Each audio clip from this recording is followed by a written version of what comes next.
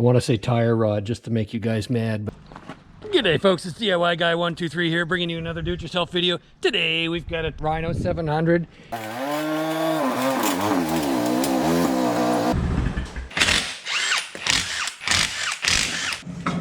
To remove it, I'm going to crack this nut loose. The lock nut, I'll crack it loose, and then I'll hold it still and hold the inner tie rod in still and just unthread this. 22 and a 17.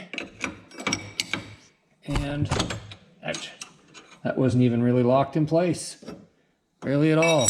Okay, so I've got the cotter pins out of the tie rod. They're 19 mil nuts. To get that tie rod off, I want to say tire rod just to make you guys mad, but anyway, tie rod.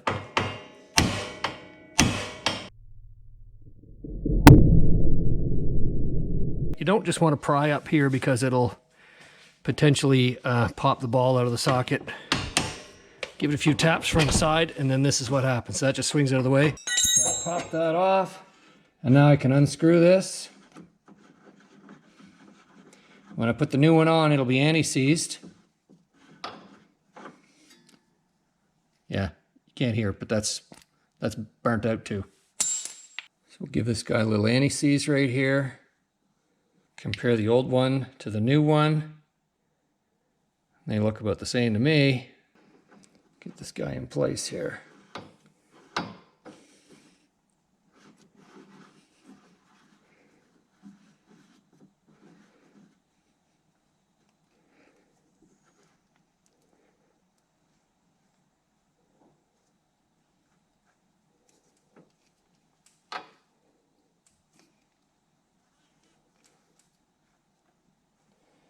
Okay, back to where it was.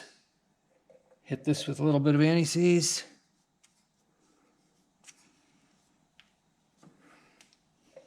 And put it back together. And then torque everything up. Torque this to this. Torque your lower nut. Put a new clip in the castle nut and bend it around. So that's how you change an outer tie rod end on a UTV. So, if you like my videos, please subscribe. I'm sure this won't be the last video I do on this machine.